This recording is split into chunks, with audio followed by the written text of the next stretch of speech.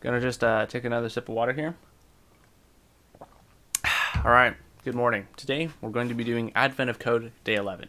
Advent of Code is basically this challenge where Eric Wastl, the creator of Advent of Code, releases 2 puzzles every day to count down the days until Christmas. So I'm going to be doing every single one of these days until Christmas, and I'll be making video solutions for these. So that's what today is all about. And if you want to see past and future videos, there's always the playlist that's linked down in the description. So in this video, I'll just be doing day 11 and explaining the solutions. Alright, so let's get started. Day 11, Seating System. Your plane lands with plenty of time to spare. The final leg of your journey is a ferry that goes directly to the tropical island where you can finally start your vacation. Okay, so in the story, we have a vacation and we're trying to get to our tropical island. So we're at the final leg of our journey and we're almost there, which makes me wonder what we're going to do for the rest of December. But okay. As you reach the waiting area to board the ferry, you realize you're so early nobody else has even arrived yet. By modeling the process people use to choose or abandon their seat in the waiting area, you're pretty sure you can predict the best place to sit. You make a quick map of the seat layout, your puzzle input. The seat layout fits neatly on a grid. Each position is either floor, an empty seat, or an occupied seat. For example, the initial seat layout might look like this. Now, you just need to model the people who will be arriving shortly. Fortunately, people are entirely predictable and will always follow a simple set of rules. All decisions are based on the number of occupied seats adjacent to a given seat, so like the 8 seats surrounding. The following rules are applied to every seat simultaneously. If a seat is empty and there are no occupied seats adjacent to it, the seat becomes occupied. If a seat is occupied and 4 or more seats adjacent to it are also occupied, the seat becomes empty. Otherwise, the seat's state does not change. Floor never changes. Seats don't move and nobody sits on the floor. After one round of these rules, every seat in the example layout becomes occupied. After a second round, the seats with 4 or more occupied adjacent seats become empty again. And it continues. At this point, something very interesting happens. The chaos stabilizes, and further applications of these rules cause no seats to change state. Once people stop moving around, you count 37 occupied seats. Simulate your seating area by applying the seating rules repeatedly until no seats change state. How many seats end up occupied? Okay, so if you heard of Conway's Game of Life, it's something like that, except some cells are permanently dead, and like the rules are a little bit different. So yeah, I'll solve the problem and then I will go on to explain the solutions. All right.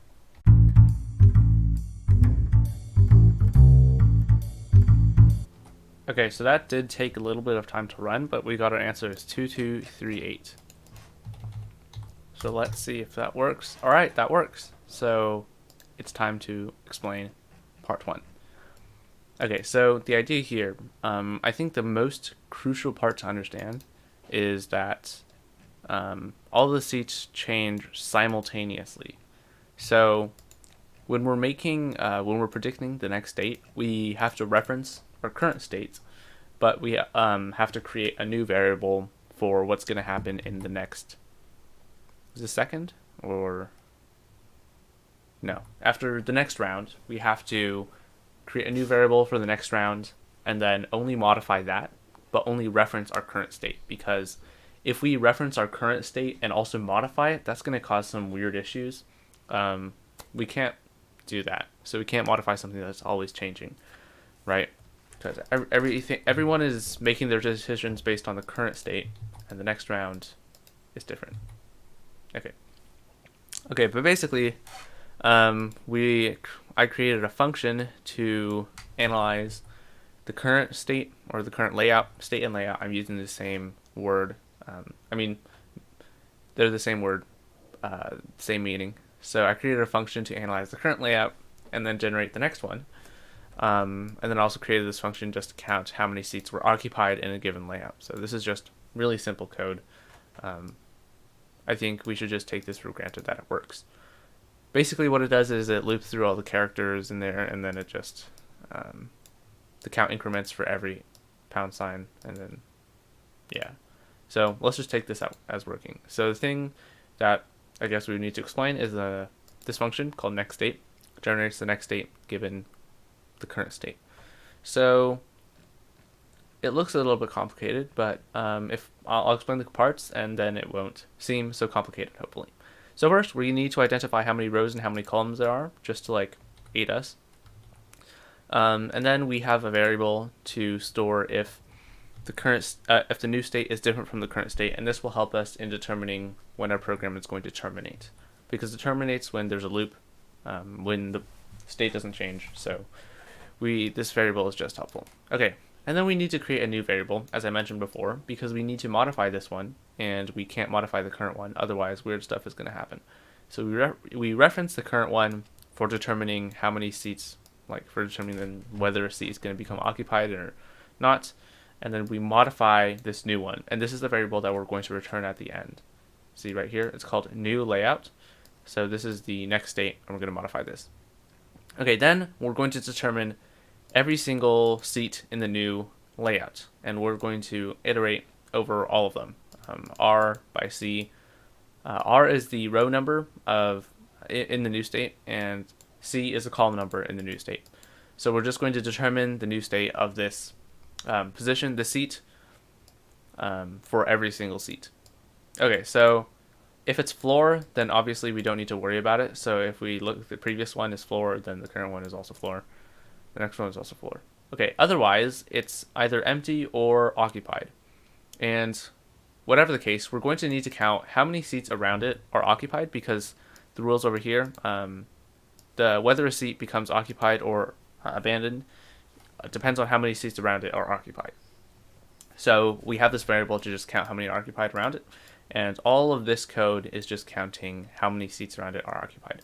And how this works is basically, to look at all the 8 seats around it, we're going to need to look at all of the row differences and column differences. And I could also do this in a different way. I could loop from r-1 to r+2 and c-1 to c+2, but I just decided to do it this way. So this pair of nested for loops just generates all possible pairs of differences between -1 and 1. So we have like -1, -1, -1, 0, -1, 1, -1, 0, -1, 0, 0, 0, 1, and so on. So we have 8 of these, because over here we don't want to count the same one. So basically what this for loop does is it generates all the seats surrounding our current seat. And so we have these coordinates, but we also need to check that the new coordinates, the coordinates of the surrounding seat are actually within bounds, because we don't want to consider any seats that are outside the layout. So this if statement is just checking whether the seat around it is within the grid. And then over here, remember this variable was counting how many seats were occupied around the current seat. We need to increment that by whether the surrounding seat is a pound sign, because that means it's occupied. If it is, this value will equate to true, and when casting it to int, it'll become 1. And so we'll just add 1 to the current count of occupied seats. But if it's false, that will cast to 0, so nothing will increment. This is just a shorthand.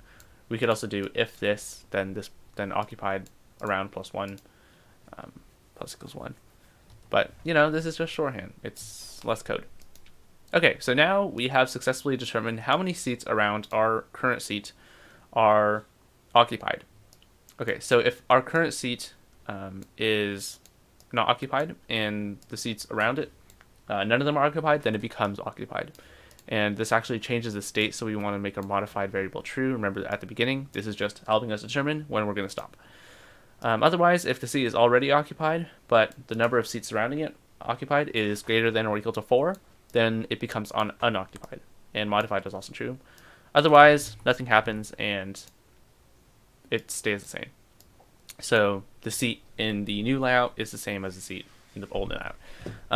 And if you look at this if-else, cases, that's the same as this. We're just implementing these rules. So yeah. Okay, after all of this, after we consider all seats in the grid, we have a new layout, a new seat state, a new grid that is accurate. So it reflects the changes from the old state.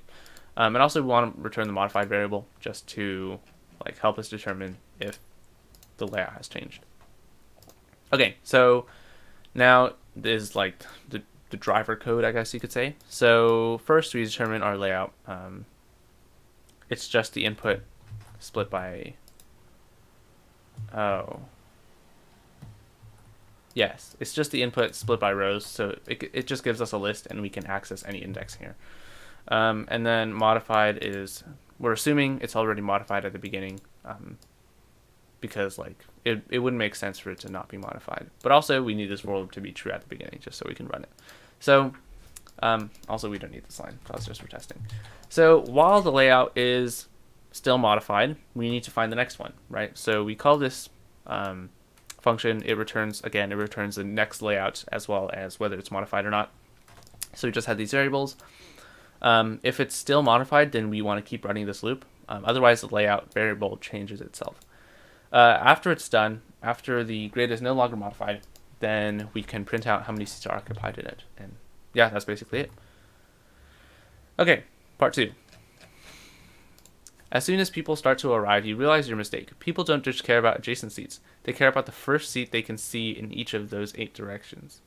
Now, instead of considering just the 8 immediately adjacent seats, consider the first seat in each of those 8 directions. For example, the empty seat below would see 8 occupied seats. Wait a minute.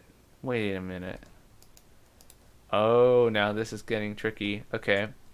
The leftmost empty seat below would only see 1 empty seat, but cannot see any of the occupied seats. Okay. The empty seat below would see no occupied seats. Okay, I see where this is going. Also, people seem to be more tolerant than you expected. It now takes 5 or more visible occupied seats for an occupied seat to become empty, rather than 4 or more. The other rules still apply. Empty seats that see no occupied seats become occupied, seats matching no rule don't change, and floor never changes. Given the same starting layout as above, these new rules cause the seating area to shift around as follows. Okay, again at some point, people stop shifting around and the seating area reaches equilibrium. Once this occurs, you count 26 occupied seats.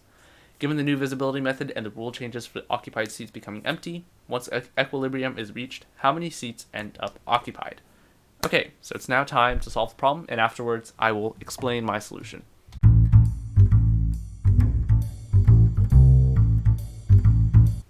Okay, so we have arrived at our answer. It took a little bit longer to run, but the answer is 2013. Alright, that's the right answer. Okay, so I guess it's time to explain.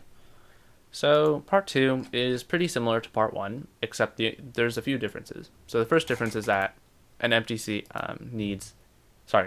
seat needs 5 or more occupied seats around it to become unoccupied. So we just need to change that number for here. That makes a little bit of a difference. And then the other difference is that seats look in all 8 directions. So they travel across floor in order to look for occupied or unoccupied seats. So yeah, basically we just need to modify it so that there's 8 lines extending out from the current seat. And once they hit a seat, it counts as occupied or unoccupied. It doesn't just look at the surrounding seats. It looks at like in all 8 directions until it hits a seat that's not floor, right? So there's a little bit of a difference here, right? So instead of, here, let's compare it to our first example, first puzzle.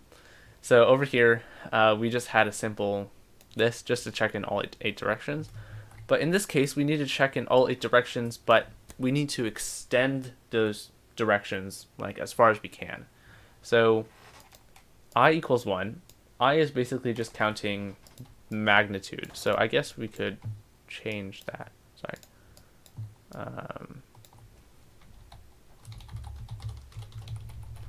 This is the magnitude of like how far, or I guess we could call it distance. But basically this variable is just counting how far out we need to extend. And basically it starts at 1 because we're just looking in all the immediate 8 directions.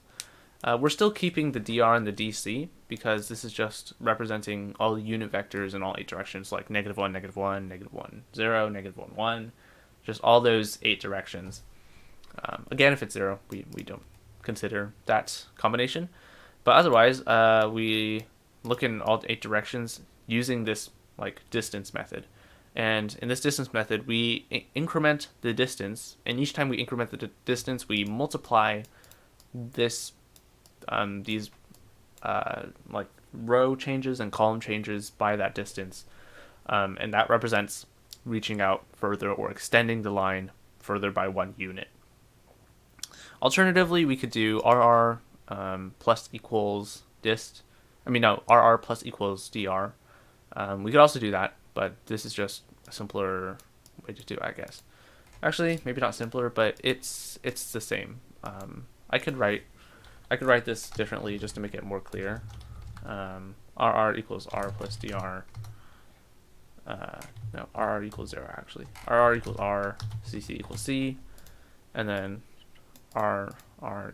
plus equals dr. I guess this would make it a little bit simpler. So let's just do that. And hopefully, surely it will run the same. Okay, and then after that, see, okay, it returns the same answer. So this is the same. We're just extending our vision in one direction for each of the 8 directions. Yeah. After that, we still need to check. So this is a like forever loop. So we're extending the line as far as we can go. If it hits the boundaries, then we need to break, as previously. Otherwise, if it's not floor, that means we've hit a seat, and this we need to count whether it's occupied or not. So if it's not floor, then we increment our occupied around counter by whether the seat is occupied or not. And if it is, doesn't matter. If it's not floor, then we need to break because we can't keep extending our line because people can't see over seats, obviously. Okay, and then we keep the same thing as before. We still have our occupied around counter, which counts how many seats around our current seat are occupied. And around in this case means something different. It means like looking over floor. So yeah, same rules. If it's unoccupied and there's all the seats around it are unoccupied, then it becomes occupied. And if it's occupied and 5 or more seats around it are also occupied, then it becomes unoccupied. And the rest is the same. Yeah, we just change our definition of how many seats around it are occupied. That's different. So that's it. Hopefully that explanation was a little bit more clear than in previous days because I went into the code in more depth. Hopefully you enjoyed that. Hopefully it helped a little bit. If you have any feedback, please let me know. You can leave it in the comments or you can DM me on Discord. My tag is in the description. And yeah, the code to this is going to be in the GitHub repository, which is linked down in the description. Yeah, I probably should have mentioned at the beginning also to check the timestamps for different parts of the video. But yeah, that's basically it for day 11 of Advent of Code. I'll be doing this every day until Christmas. So yeah, just watch out. Thanks for watching, and I'll see you tomorrow. Goodbye.